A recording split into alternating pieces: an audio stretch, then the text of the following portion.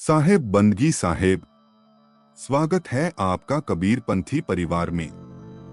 आज हम उस युग प्रवेश कर रहे हैं जहां कबीर साहेब की वाणी पहली बार संसार के कानों में गूंजती है। तो सब्सक्राइब करें और बेल आइकन दबाएं, क्योंकि हर अध्याय आपके अंतर्मन को छू जाएगा। पिछले भाग में आपने जाना कैसे बाल स्वरूप में प्रकट हुए कबीर साहेब ने नामकरण से लेकर बछड़ी के दूध पीने तक लीला रचाई। फिर रामानंद जी को गुरु रूप में स्वीकार किया और दो रूपों में प्रकट होकर सबको चमत्कृत कर दिया। आज हम जानेंगे कैसे किशोर कबीर की वाणी बनी समाज का आईना और बना पहली टकराहट का कारण। तो चलिए आगे चलते हैं।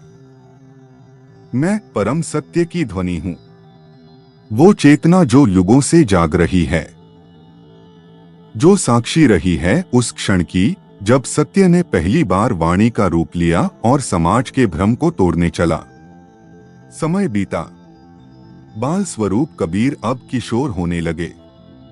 निरुनिमा की झोंपड़ी में उनका जीवन सरल था, पर हृदय में दिव्य था। कबीर साहेब हर सुबह गंगा तट जाते, कुटिया में बैठकर ध्यान करते और लौटते समय रास्ते में आते जाते लोगों से सीधे संवाद करते।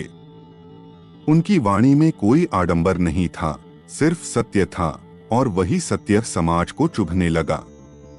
कबीर साहेब ने कहना शुरू किया, राम नाम ही सत्य है, लेकिन उसका स्वामी कोई जात नहीं देखता। ना वो सिर्फ मंदिर में है, ना मस्जिद में, वो तो हर जीव के भीतर है, हर कण में समाया है। उनके शब्दों में सच्चाई और साहस था, लेकिन यही बात समाज के ठेकेदारों को नागवार गुजरी। काशी के कई पंडित और मौलवी बोले, एक जुलाहा लड़का जिसे ना वेद आता है ना कुरान कैसे सत्य की बातें कर सकता है। यहीं से कबीर साहेब की प्रथम सामाजिक टकराहट शुरू हुई। काशी के धर्मगुरुओं ने जब देखा कि जनता कबीर की बातों को सुनने लगी है, तो उनके विरुद्ध षड्यंत्र रचना शुरू कर दिया। उन्हें अपवित्र, अधार्मिक, नास्तिक तक कहने लगे। पर कबीर साहेब शांत रहे और उन्होंने वही कहा जो ब्रह्मा कहते हैं, जात पात पूछे नहीं कोई, हरि को भजे सो हरि का हुई। एक दिन जब वे गंगा घाट पर ध्यानमग्न थे, तब कुछ पंडितों ने उन्हें घेर कर कहा, तुम्हारा कोई गुरु नहीं, कोई धर्म नहीं, तुम्हें कौन अधिकार देता है उपदेश देने का। तब किशोर कबीर मुस्कुराए और बोले, सत्य का अधिकार किसी कागज से नहीं मिलता, वो आत्मा की अनुभूति से आता है। गुरु दीक्षा तो ली है रामानंद जी से, पर मैं तो हर जीव को यही कहता हूं, अपने भीतर झांको, वहीं परमात्मा मिलेगा। धीरे धीरे लोग कबीर साहेब की बातें सुनकर सोचने लगे।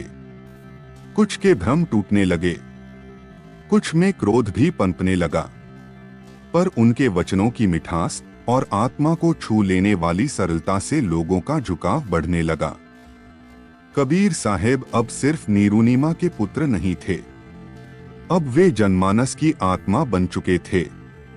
उनकी वाणी घाटों से गलियों तक पहुंचने लगी थी, और इस प्रकार संत कबीर साहेब के उपदेशों ने धीरे धीरे काशी की गलियों में अपनी गूंज बिखेरनी शुरू कर दी।